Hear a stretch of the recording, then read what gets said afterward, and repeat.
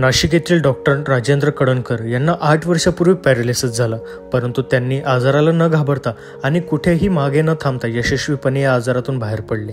नंतर त्यांनी आपल्याला जो त्रास झाला तो इतरांना नको होण्यासाठी नाशिक येथील मखमलाबाद गावात पॅरालिसिस सेंटर सुरू केले। आज जवळजवळ 50,000पेक्षा जास्त रुग्ण त्यांनी या ठिकाणी बरे केले आहेत। आज त्यांच्याकडून जाणून घेणार आहोत आपण त्यांचा प्रवास। नमस्कार, मी डॉक्टर राजेंद्र सकाराम कडणकर। मी अंबोऱ्याचा आहे, संगमनेर तालुका, नगर जिल्हा। पण मी 2010 मध्ये BMSला ॲडमिशन घेतलं SMD कॉलेज इथे। 2010 पासून तर 16 पर्यंत मी BMS करत होतो। BMS करत असताना इंटर्नशिपला असताना मला पॅरालिसिस झाला। पॅरालिसिस नावाचा आजार मला हॉस्पिटलात ड्युटी करत असताना झाला। त्यानंतर माझं बोलणं, एक हात एक पाय हे पूर्ण माझं काम करत नव्हते। या काळामध्ये माझं पॅरालिसिस होण्याअगोदर माझं स्वप्न होतं की गावामध्ये OPD सुरू करायचे, क्लिनिक सुरू करायचं, त्यानंतर गावाकडे स्थायिक व्हायचं, असं हे स्वप्न होतं। पण मग मला स्वतःला पॅरालिसिस झाला। या पॅरालिसिस नंतर मला असं वाटलं की आपण सुद्धा पॅरालिसिस रुग्णांची सेवा केली पाहिजे, का त्याची देवाची इच्छा असेल, म्हणून मी पॅरालिसिस सेंटर सुरू केलं।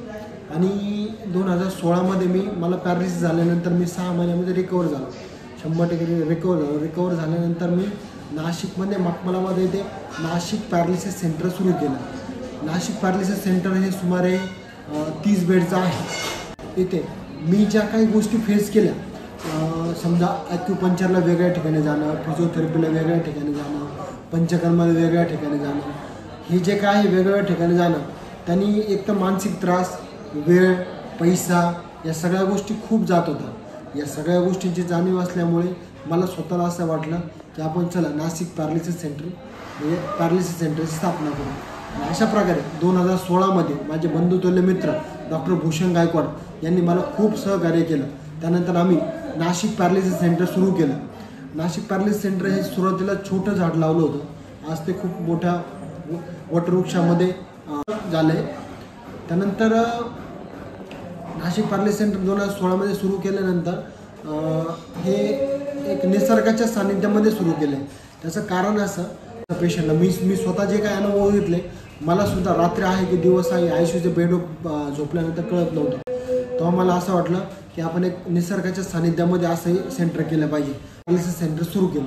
पॅरालिसिस सेंटर सुरू केल्यानंतर 2016 पासून तर आजपर्यंत म्हणजे 7 ते 8 वर्षामध्ये जवळपास 50,000पेक्षा जास्त पेशंट होऊन गेले। 50,000पेक्षा जास्त पेशंट झाले। त्याच्यामध्ये मेन फोकस आहे पॅरालिसिस, जे पॅरालिसिस होतो तो आज, कारण ती गोष्ट मी स्वतः फेस केली। ती फेस अशी केली की जी ती गोष्ट त्या पेशंटला सगळ्यात जास्त ऑकवर्ड कुठं वाटतं, म्हणजे मला स्वतःला, की जे काम आपण आईवडिलांची सेवा करावी लागते, तर ते आपले आईवडील आपली सेवा करतात। तर हे मला सगळ्यात मोठं वाईट वाटण्यासारखं होतं, कारण आपलं ते वय नव्हतं। मग त्यानंतर मग असं या गोष्टी सगळ्या होऊ नये यामुळे मी नाशिक पॅरालिसिस सेंटर सुरू केलं। नाशिक पॅरालिसिस सेंटरमध्ये ॲक्युपंक्चर दैनंदिन 6 ते 8:30 पर्यंत सर्व दैनंदिन क्रिया केल्या जातात। दैनंदिन क्रिया झाल्यानंतर 8:30 वाजता ॲक्युपंक्चर सुरू होतं। ॲक्युपंक्चरनंतर फिजिओथेरपी चालू होते।